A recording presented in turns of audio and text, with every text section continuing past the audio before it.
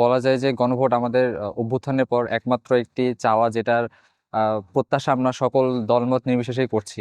এখানে কিন্তু কোনো একক দল বা একক কোনো গোষ্ঠী চাওয়া না, এটা আমাদের সম্মিলিত একটি চাওয়া।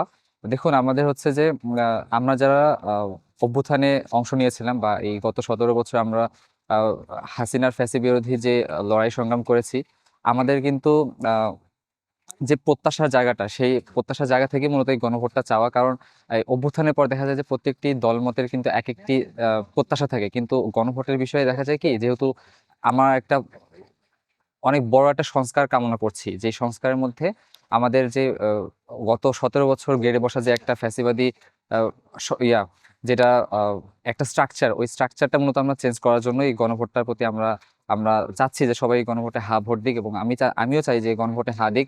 এবং গভর্নমেন্টের পক্ষ থেকেও বলা হচ্ছে যে গণভোটে হা দিন। এবং আমরা যারা আসলে অভ্যুত্থানে অংশ নিয়েছিলাম, আমরা আসলে খুব কাছ থেকে দেখেছি, তো যে আমরা হচ্ছে যে দেশটা কতটা ভালোবাসি, তো দেশের পরিবর্তনের জন্য আমরা মূলত এই গণভোটে হায়ের পক্ষে আমরা কাজ করছি। এবং আমিও প্রত্যাশা করছি আমাদের বাংলাদেশের জনগণ গণভোটে হা ভোট দেবে।